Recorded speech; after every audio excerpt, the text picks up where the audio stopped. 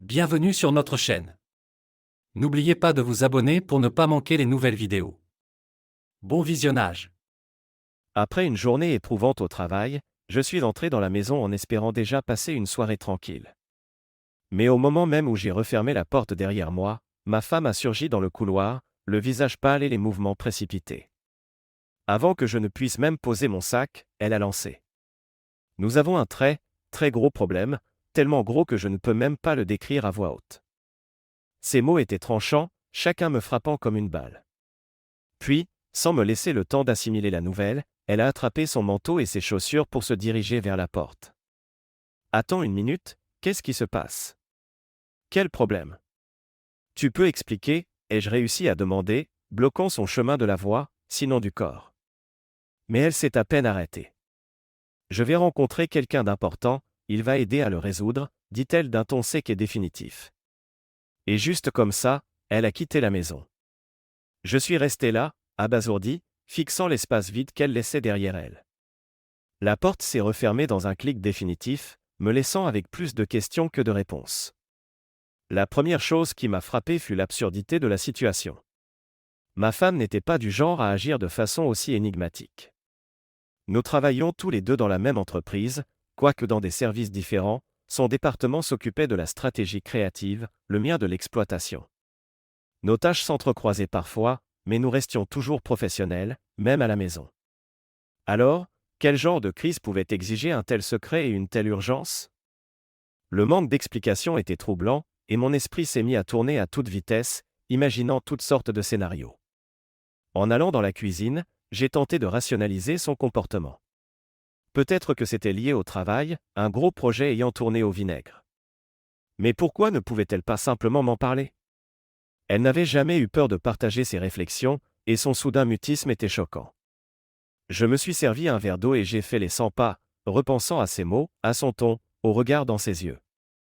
Il y avait autre chose derrière tout ça, quelque chose qu'elle n'était pas prête à partager, du moins pas avec moi.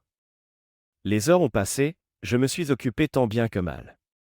J'ai réorganisé mon bureau, trié le courrier et même fait la lessive. Mais mon esprit revenait toujours à son départ précipité.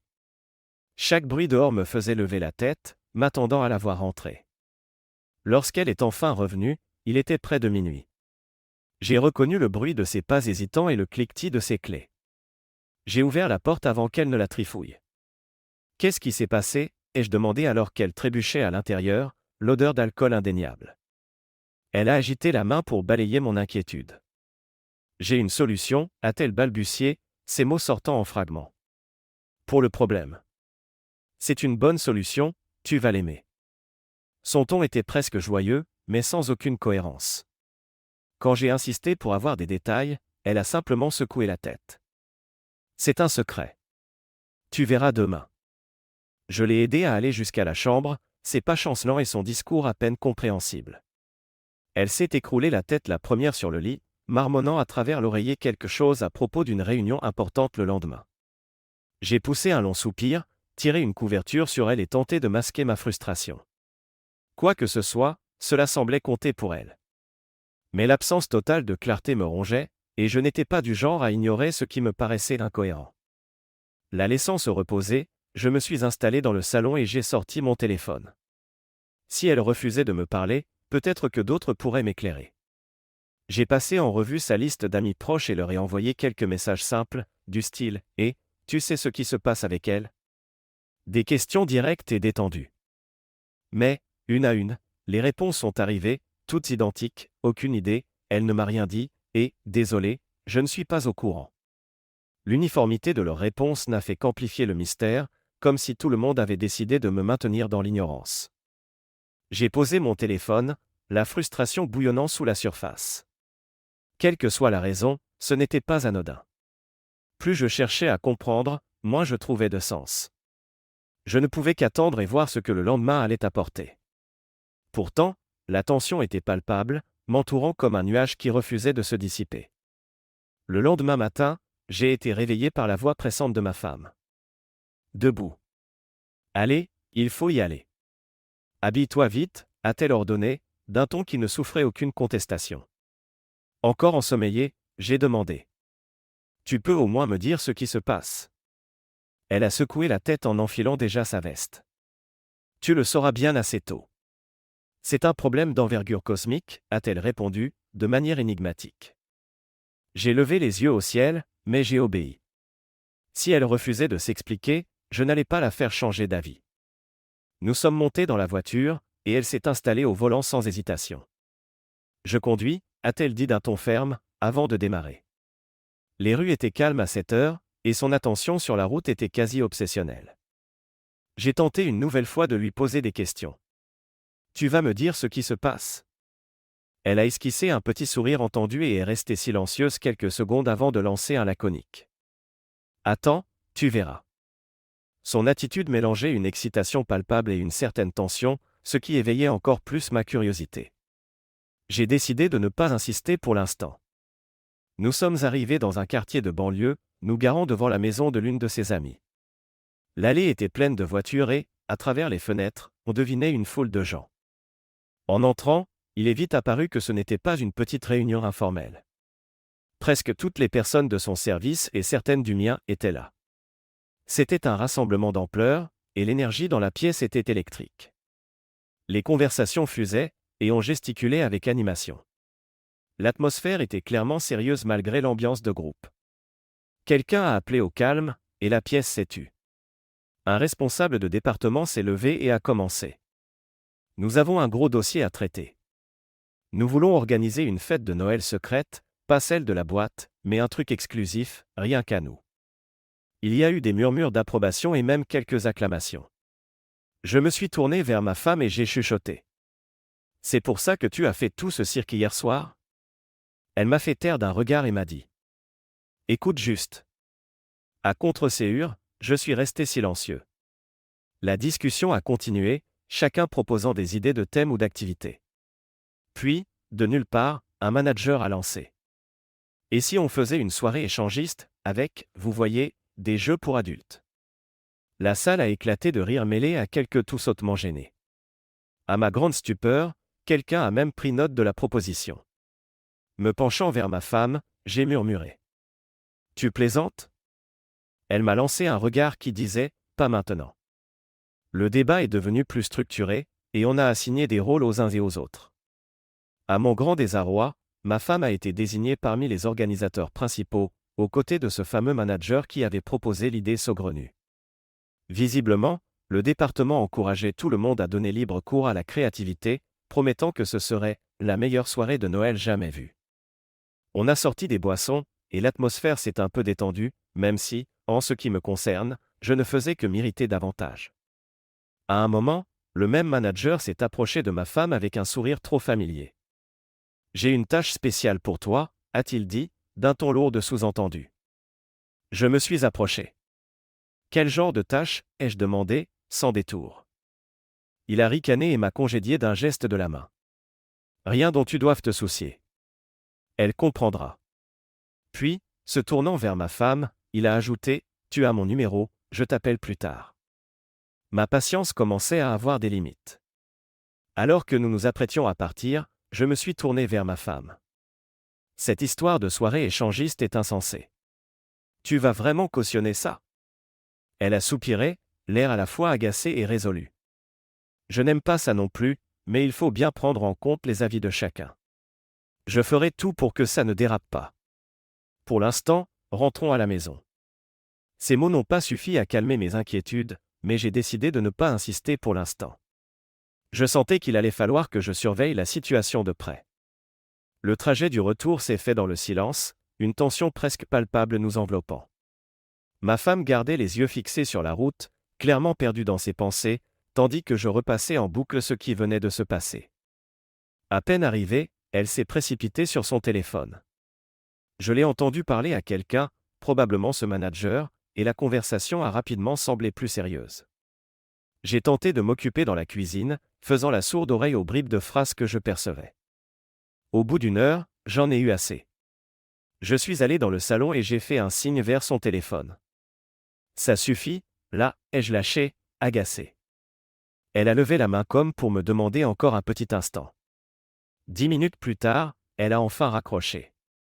Qu'est-ce que vous pouvez bien avoir à vous dire pendant tout ce temps, ai-je demandé, les bras croisés. Elle a soupiré, clairement irritée. C'est de l'organisation, rien de plus. On se voit demain après le travail pour finaliser les détails. Quels détails, ai-je insisté.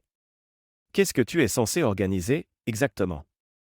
Elle a haussé les épaules, évitant mon regard. Honnêtement, je ne sais pas encore. Il a de grandes idées, apparemment.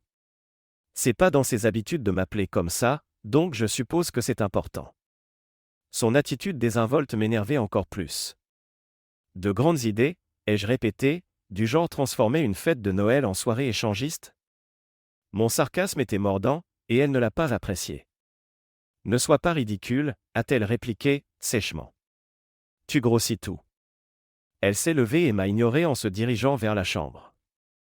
Je l'ai suivie, déterminé à ne pas en rester là. Ce n'est pas moi qui fais des propositions insensées. Ce type est bizarre, et tu le sais très bien.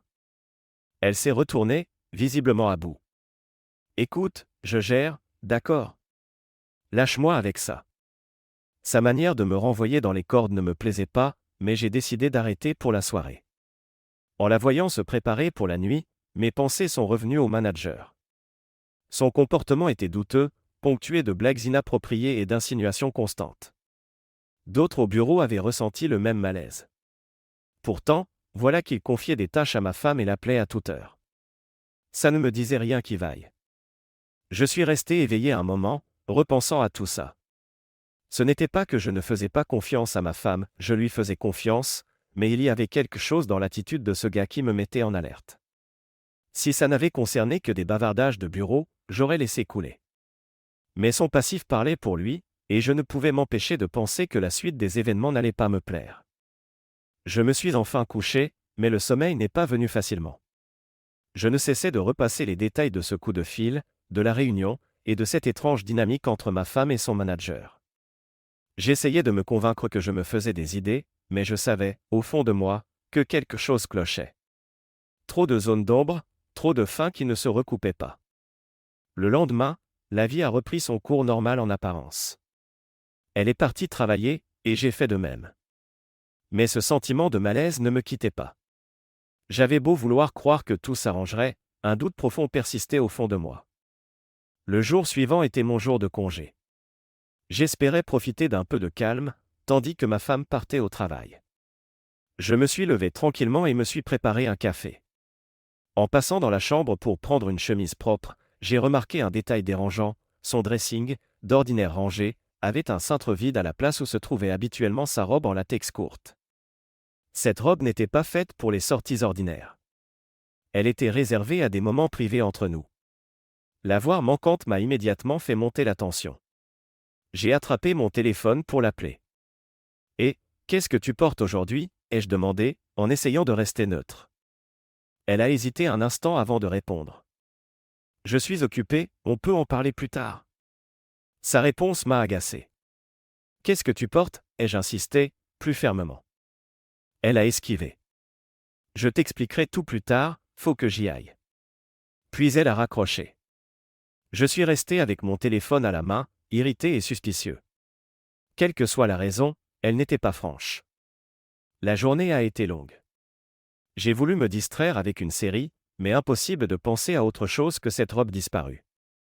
Plus j'y réfléchissais, moins ça faisait sens. Le soir venu, j'étais d'humeur maussade quand elle est rentrée. J'étais prêt à l'attendre de pied ferme. « Où est la robe » ai-je demandé d'emblée. Elle a semblé surprise, puis a repris contenance. « Oh, ça ? Une amie me l'a emprunté » a-t-elle déclaré d'un air détaché, comme si c'était la chose la plus anodine au monde. « Une amie » ai-je répété, le ton chargé de scepticisme. Qui emprunte une robe en latex pour une sortie quelconque ?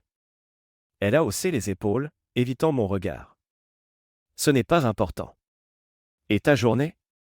Qu'est-ce qui s'est passé au travail ? Ai-je repris, sans lâcher l'affaire. Elle a poussé un soupir las. Il y a beaucoup à faire. On essaie de finaliser les choses pour l'événement.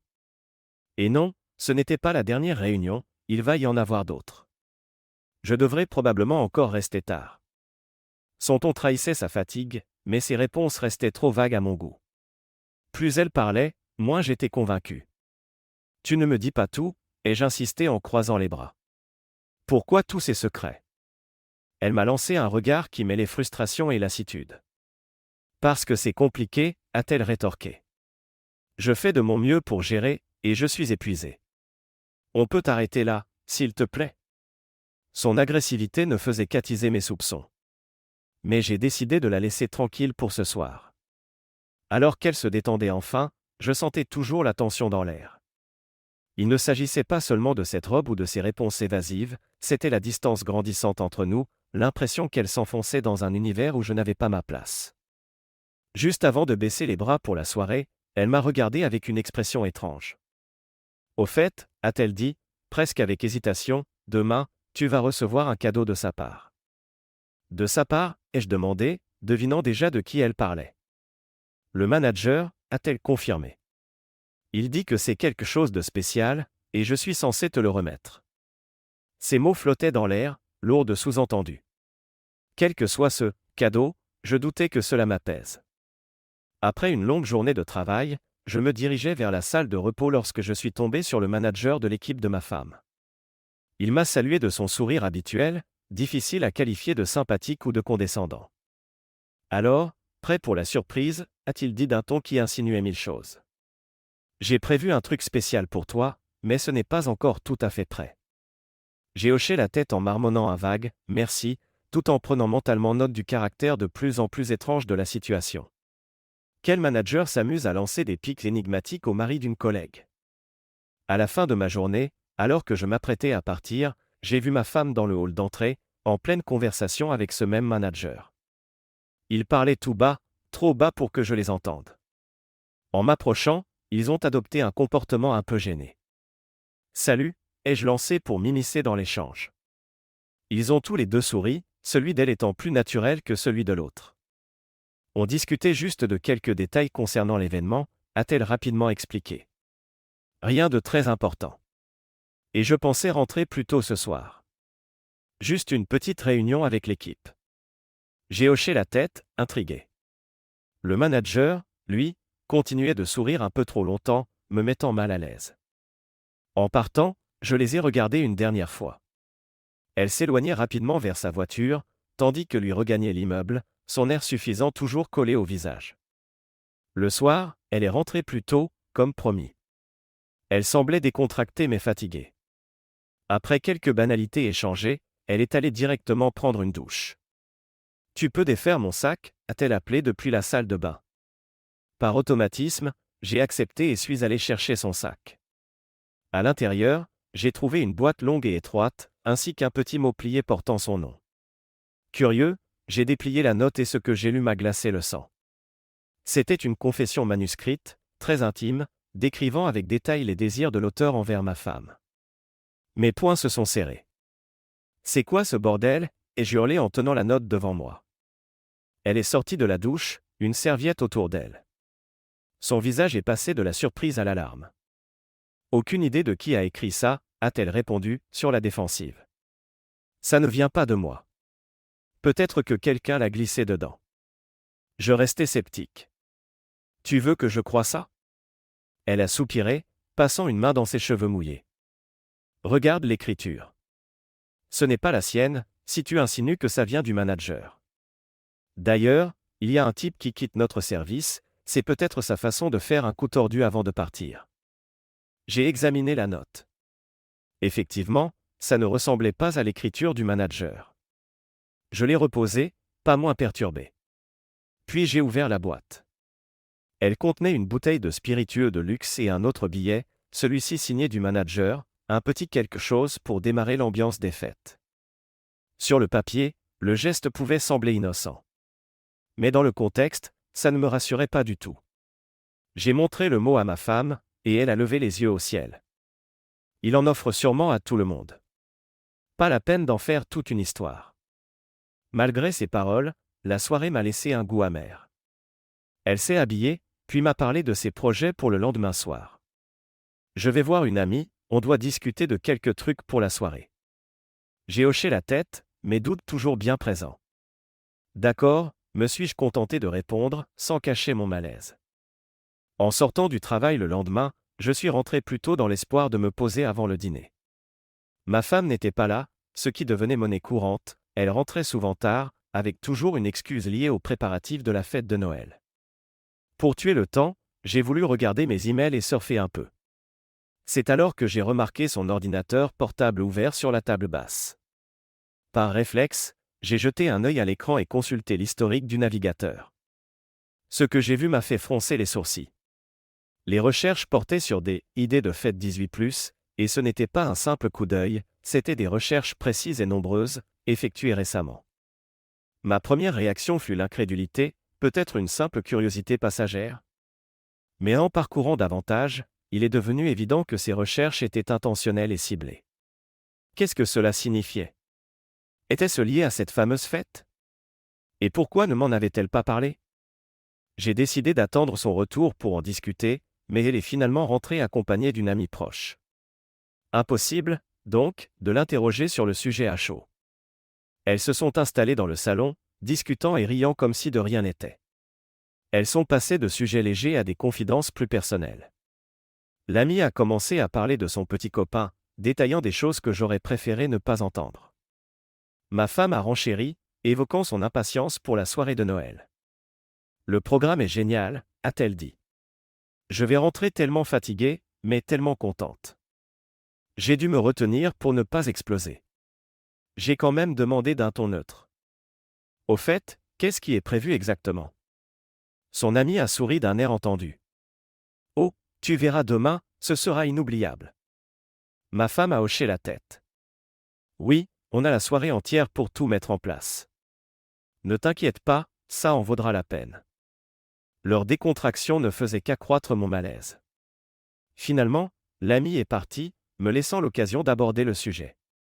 J'ai vu l'historique sur ton ordi. C'est quoi ces recherches? Ai-je demandé sans détour. Elle a levé les yeux au ciel. Oh, rien de spécial. Je suis tombé sur un article et j'ai fait quelques recherches par curiosité, voilà tout. Je pensais trouver des idées pour nous. Son explication sonnait faux. Étrange, ai-je rétorqué, tous ces retards, ces réunions secrètes. On dirait que tu me caches quelque chose. Erreur fatale de ma part, elle a explosé. Tu me harcèles. Je suis en train d'organiser cette soirée, j'ai 1 million de choses à gérer, et je dois encore faire face à tes paranoïas. Si ça te pose un problème, on n'a qu'à rester ensemble ici, tous les deux. Pas de fête, pas de collègues, ça t'ira? Ces mots claquaient comme des gifles. J'ai pris une grande inspiration pour éviter de hausser le ton. D'accord, ai-je dit. Si c'est ce que tu veux, on reste à la maison, rien que tous les deux. Ça vaudra mieux que de te voir aller quelque part où tu n'es pas à l'aise. Je ferai en sorte que ce soit une belle journée. Elle s'est calmée à cette idée. Nous sommes allés nous coucher, et j'ai essayé de chasser de mon esprit le dégoût que cette histoire me laissait. Le lendemain, nous avons quitté le travail ensemble, décidés à préparer une soirée tranquille. Alors que nous allions franchir la porte de l'immeuble, le manager nous a interceptés. Alors, tout est prêt pour la soirée, a-t-il demandé, son sourire toujours aussi agaçant. Ma femme a répondu, poliment mais fermement. On fera quelque chose de notre côté, séparément. Son sourire s'est élargi. Quel dommage, vous allez rater tout le plaisir. Mais bon, profitez bien du cadeau, a-t-il ajouté en ricanant. Je n'ai pas relevé. Encore une de ces remarques énigmatiques. Le trajet du retour s'est passé dans le calme, même si j'étais incapable de me débarrasser de l'impression que quelque chose n'allait pas. À la maison, nous avons commencé à préparer de quoi grignoter, à installer quelques décorations. Elle semblait plus détendue, discutant de tout et de rien. Elle a ouvert une bouteille de vin, tandis que je me suis dit que c'était l'occasion d'essayer le cognac offert par le manager. Par précaution, j'ai avalé 2 comprimés de charbon actif, comme j'en ai l'habitude pour éviter de trop vite ressentir les effets de l'alcool. Le premier verre est descendu tout seul, mais presque immédiatement, j'ai senti un malaise. Ma tête est devenue lourde, et une vague de somnolence m'a envahi. Je ne me sens pas bien, ai-je lâché. Elle a jeté un œil. Va t'allonger. Mets-toi un film, je termine ici et je te rejoins. Son conseil me paraissait sensé, je n'ai pas cherché plus loin. Je suis allé jusqu'à la chambre, persuadé de rester éveillé devant un film, mais je me suis affalé sur le lit et je me suis endormi d'un coup. Quand j'ai ouvert les yeux, c'était le son de mon téléphone qui sonnait à tue-tête. Désorienté, j'ai décroché et vu le nom d'un collègue. « Et, t'es où ?» a-t-il demandé dès que j'ai répondu. J'ai cligné des yeux. « Qu'est-ce que tu veux dire ?»« Je suis chez moi. » Un silence, puis. « Ta femme est là, à la fête, et elle a dit à tout le monde que tu arrivais plus tard. » J'ai senti mon estomac se nouer. Elle m'avait menti. Elle était à cette fête, alors qu'elle m'avait fait croire le contraire. La colère est montée en flèche, mais j'ai gardé un ton calme. « J'arrive », ai-je répondu avant de raccrocher. Je me suis assis au bord du lit, bouillant de rage. Tout prenait sens, le vin, ma soudaine somnolence, son insistance pour que je me repose. Elle avait tout manigancé pour partir sans que je le remarque. J'ai rassemblé mes clés et je suis sorti, bien décidé à découvrir ce qui se tramait. Sur la route, mon esprit tournait à 100 à l'heure, anticipant ce que j'allais trouver. Quoi que ce soit, je n'allais pas rester passif. En arrivant à l'immeuble du bureau, la nuit était tombée et, de l'extérieur, on entendait un brouhaha étouffé de musique et de rire.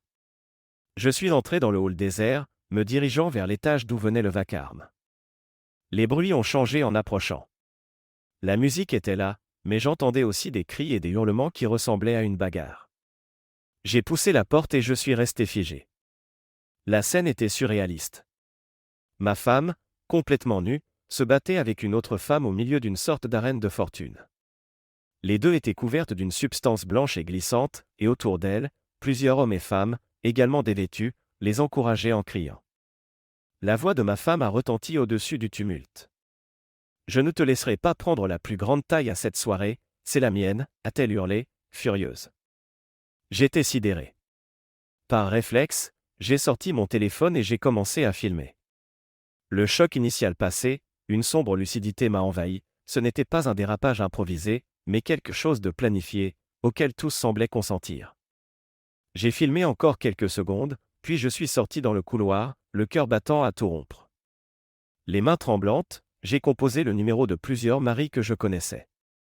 Des types bien, certainement ignorants de ce que faisaient leurs femmes ce soir-là. « Venez tout de suite », ai-je dit d'une voix sèche.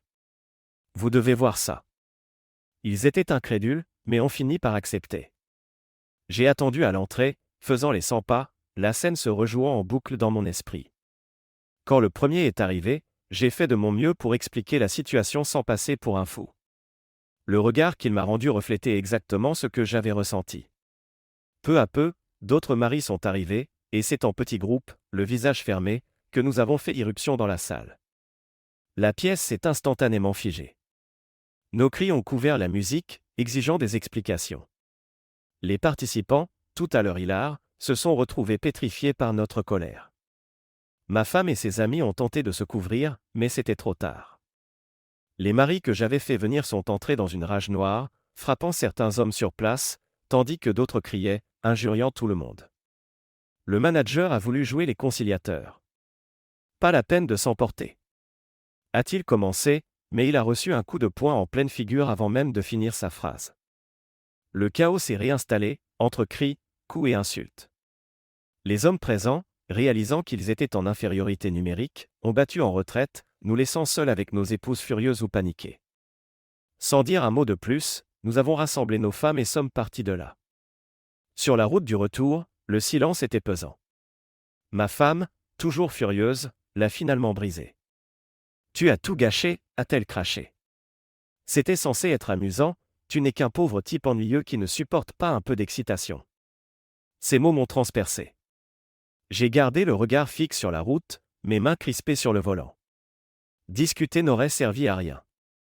En arrivant à la maison, je n'ai même pas attendu qu'elle retire son manteau. « Donne-moi ton téléphone », ai-je exigé. Elle s'est braquée, les yeux brillants de défi. « Jamais », a-t-elle répliqué, en serrant son sac contre elle. J'ai fait un pas en avant, la voix plus froide. « Je ne te le demande pas, je te l'ordonne. Donne-le-moi. » Sans réfléchir, elle a balancé le téléphone au sol, l'écran se fissurant dans un craquement. « Voilà », a-t-elle hurlé. « Amuse-toi bien. » Je me suis penché pour ramasser l'appareil, constatant qu'il s'agissait de son téléphone professionnel. Il fonctionnait toujours malgré l'écran cassé. Consciente de son erreur, elle a commencé à bredouiller. Ne l'ouvre pas, c'est pas. Ce n'est pas ce que tu crois. Il y a des mensonges. Sa panique ne faisait que renforcer ma détermination. Je l'ai ignoré, et déverrouillé le téléphone et commencé à parcourir ses messages. Le premier fil qui a attiré mon attention était une discussion de groupe sur la fête de Noël. Plus je lisais, plus j'étais dégoûté, ce n'était pas de simples préparatifs, mais bien des échanges explicites sur les partenaires, sur qui ferait quoi, avec des vidéos compromettantes d'elle, du manager et de ses amis. Je suis passé à la conversation privée avec le manager. Là, c'était encore pire, insinuations, projets explicités, surtout, un plan visant à me droguer pour que je ne me rende compte de rien pendant qu'elle partait s'amuser. Je tremblais de colère en découvrant l'ampleur de la trahison. J'ai reposé violemment le téléphone sur la table. Tu avais tout prémédité? Elle a secoué la tête, niant avec ferveur. Non, pas du tout. Il m'a forcé, je ne savais pas comment arrêter ça. Ses justifications me laissaient de marbre. J'avais vu suffisamment de preuves. Sans un mot, j'ai commencé à rassembler ses affaires. Elle me suivait à travers la maison, suppliant. Ne fais pas ça. On peut arranger les choses. C'était une erreur, juste une seule erreur. Ces supplications n'ont fait que me rendre plus déterminé. J'ai jeté ses effets personnels dans une valise, rapidement, sans ménagement. Elle est passée de la supplication à la colère. Tu vas le regretter. Tu es en train de tout foutre en l'air. Je ne l'ai pas écouté. Arrivé à la porte, j'ai déposé la valise sur le perron, la neige tombant déjà. Sors. Elle m'a regardé, interdite. Tu n'es pas sérieux? J'ai ouvert la porte, le vent froid s'engouffrant dans l'entrée. Tu n'as plus ta place ici, ai-je dit en la poussant dehors, la valise à la main. Elle n'a pas bougé, alors je l'ai prise par le bras et l'ai fait passer le seuil, posant la valise à côté d'elle. Tu vas regretter ça, a-t-elle crié, les larmes gelant presque sur ses joues sous le froid. Mais je n'étais déjà plus là pour entendre. J'ai claqué la porte et tourné la clé. Pour la première fois depuis des heures, la maison était silencieuse, à peine troublée par le vent à l'extérieur. Une fois le calme revenu, je me suis installé avec les preuves que j'avais rassemblées, vidéos, messages, tout était accablant. J'ai décidé de tout partager avec les autres maris que j'avais contactés, en créant un groupe de discussion. Voici les preuves, et j'écris en postant les captures d'écran et les vidéos. Ça vous sera utile si vous entamez une procédure de divorce. Les réactions ont été immédiates, choc, colère, mais aussi un certain soulagement d'avoir la vérité en main. Pendant que les messages fusaient dans le groupe, j'ai fouillé plus profondément le téléphone. J'entendais encore ses coups contre la porte et ses supplications, mais j'étais trop concentré. À force de tout lire, j'ai trouvé une autre conversation du manager, où il échangeait avec quelqu'un à propos des conséquences possibles. Si les supérieurs découvrent ça, on est tous virés. On doit tout garder secret, disait-il, plaisantant même sur l'idée de détruire les preuves. J'ai fait une capture d'écran. J'avais déjà une idée en tête. J'ai rédigé un message au PDG de notre entreprise, en joignant toutes les preuves du comportement inacceptable de certaines personnes. J'ai tout expliqué, de la soirée échangiste à la drogue dans mon verre. J'ai cliqué sur « Envoyer » et j'ai attendu. Dehors, les pleurs de ma femme avaient cessé. Mon téléphone vibrait de temps à autre, les autres maris partageant leur démarche pour engager un avocat. J'avais au moins la satisfaction de ne pas être seul dans ce naufrage. Au bout d'une heure, mon téléphone a sonné, c'était le PDG. Il était à la fois calme et ferme, me posant quelques questions. J'ai confirmé tous les détails. Après un silence, il a repris. Vous avez bien fait de tout me transmettre. On va régler ça. Le lendemain, nouvel appel de sa part, un ton un peu plus léger. On a tout examiné. Plusieurs personnes seront licenciées immédiatement. On ne peut pas tolérer de tels agissements. Il m'a remercié, ajoutant même. Si vous avez besoin de temps pour vous remettre de tout ça, prenez des congés payés. Vous l'avez mérité. Ce geste m'a surpris, mais m'a fait du bien. Je n'ai pas refusé. Le jour suivant, j'ai reçu un appel d'elle. Contre mon instinct, j'ai décroché. Sa voix était amère et pleine de rancune. Tu es la personne la plus abominable que je connaisse. Tu sais combien de gens ont perdu leur travail à cause de toi? Tu t'en fiches, hein? Je n'ai pas hésité un instant. C'est exactement ce que je voulais, ai-je répondu froidement. Qu'ils aillent ruiner la vie de quelqu'un d'autre ailleurs. Elle a raccroché, hors d'elle. Cet échange a scellé mes démarches suivantes. J'ai immédiatement contacté mon avocat pour lancer une procédure de divorce. Il n'y avait plus de retour en arrière possible. J'ai aussi appelé un serrurier pour changer toutes les serrures de la maison. Je savais qu'elle essaierait peut-être de revenir, de me faire céder d'une façon ou d'une autre. Pas question de la laisser rentrer. Quand le serrurier est parti, j'ai ressenti un grand soulagement. Je pouvais enfin souffler, me sentir en sécurité chez moi, sans craindre qu'elle revienne. J'ai alors décidé de régler la question de ses affaires. Quand je l'avais mise dehors, elle n'avait qu'un manteau. Le reste, y compris la voiture, était resté ici. Or, légalement, la maison et la voiture étaient à mon nom, c'était ainsi depuis le début, elle n'avait jamais voulu s'impliquer dans la paperasse. Certains diront sans doute que j'ai agi par vengeance, que je gardais ses biens pour la faire souffrir. La vérité, c'est qu'elle n'avait montré aucune considération pour notre mariage, notre foyer et la confiance que j'avais mise en elle. Pourquoi aurais-je dû faire preuve de pitié? Sa voiture était encore garée dans l'allée. C'était un bon véhicule, bien entretenu, avec une certaine valeur. Je n'en avais pas l'utilité. Je l'ai donc mise en vente immédiatement. Plusieurs acheteurs se sont manifestés, et je l'ai vendue dans la journée. L'argent est allé directement sur mon compte. Ma propre voiture, je l'ai mise à l'abri dans le garage, bien verrouillée, avec mes clés soigneusement gardées.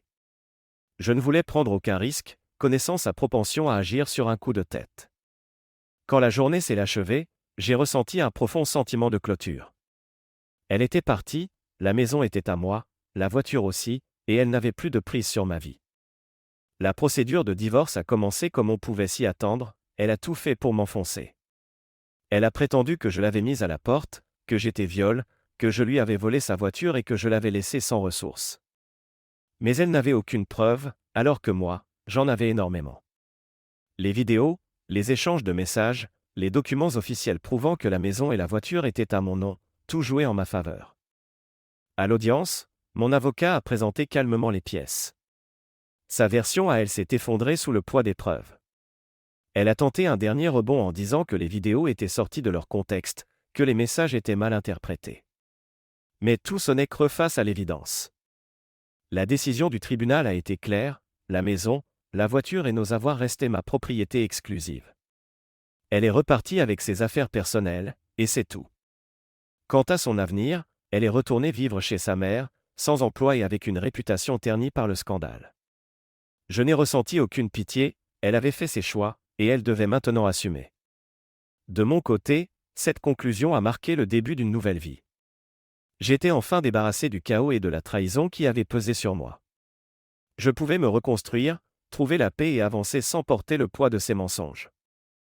Le sentiment était libérateur. S'il y a une leçon à retenir, c'est bien que la vérité finit toujours par refaire surface, peu importe les efforts pour la dissimuler. Au bout du compte, il ne s'agissait pas de vengeance ou de punition, mais de me défendre et de ne plus laisser d'autres décider du cours de ma vie. C'est ça, la véritable victoire, et elle m'accompagnera tandis que je poursuis mon chemin. Merci de regarder et n'oubliez pas de vous abonner pour ne pas manquer les nouvelles histoires.